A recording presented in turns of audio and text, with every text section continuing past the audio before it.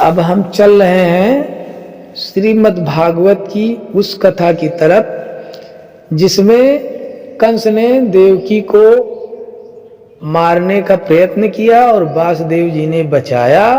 और देवकी क्या विवाह के मंडप से विदाई के समय घर जा रही थी, उसी समय से क्या कारागार में थी और कब नहीं थी, वो जानकारी इस कथा के माध्यम से सभी को प्राप्त होगी।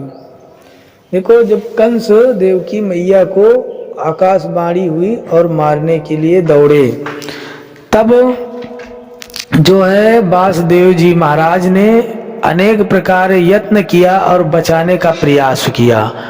और बचाने के बाद कंस को समझाया कि देखो, आकाशवाणी के विचार से तो देवकी से आपको भय नहीं है, भय तो इसके बालक से। तो हम आपको देवकी के बालकों को ला करके हम आपको दे देंगे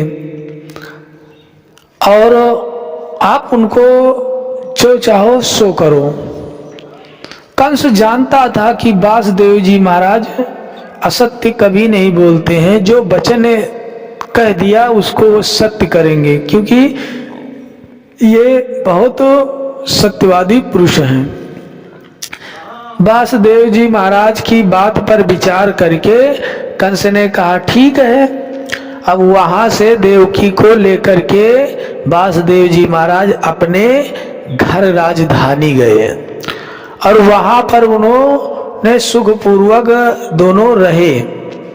और उसके बाद जब देवकी मैया के गर्भ में उनका जो पुत्र था पहले बार जो आया, तो उसका देवकी मैया ने नाम भी बड़े प्रेम से रखा। उसका नाम रखा कीर्तिमान।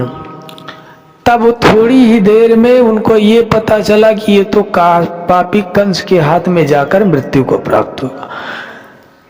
अब कंस को जब वासुदेव जी महाराज ले जाकर के उस बालक को सौंप दिया, तो कंस ने सोचा कि मेरी मृत्यु का कारण तो 8वां बालक है। इस नन्हे से सुकुमार राजकुमार को मारकर मुझे क्या मिलेगा। उसने वापस कर दिया। तब देवताओं ने सोचा कि कंस तो बड़ा धर्मात्मा बन रहा है। और वासुदेव जी महाराज जानते थे कि कंस का मन कभी भी इसके हाथ से निकल जाएगा। और उन्होंने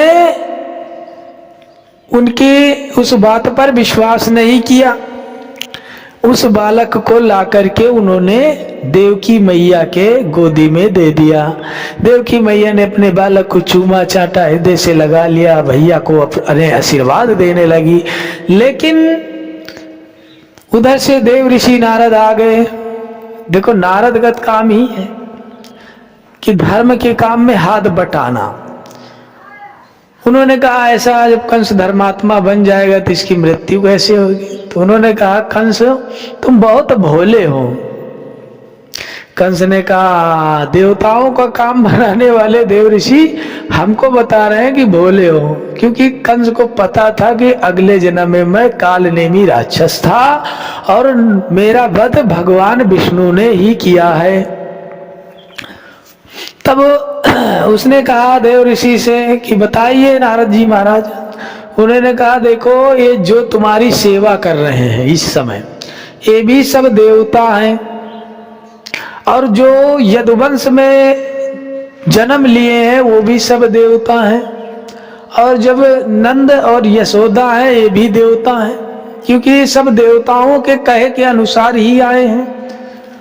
और क्योंकि देवताओं ने आपको मारने के लिए जो है बहुत बड़ी नीति बनाई है, इसीलिए वो देवता पृथ्वी पर आकर के अवतार ले रहे हैं। कुछ ग्वाल बाल, कुछ यदुवंश, कुछ भोज वंश, कुछ अंधक वंश, सभी वंशों में उन्होंने अवतार को ग्रहण कर लिया है।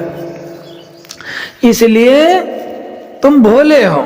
उनका मतलब था कि कंस को, यानी आग जल रही हो तो उसमें घी डालने का काम नारद का था। उन्होंने घी डाल दिया। कंस तुरंत गया, उस बालक को छीन करके मार डाला। और मारने के बाद देवकी वासुदेव को कैद कर दिया बेड़ियों से। जब कैद कर दिया तो उसने घोर यदुवंश राजाओं से और भोजवंशी अंधकवंशी इनसे घोर ठान लिया। तो बेचारे भागे, और भागे तो कहाँ भागे और कहाँ कहाँ गए, और अपने प्राण बचाने के लिए उन्होंने क्या क्या किया और कौन कौन से देशों को भागे।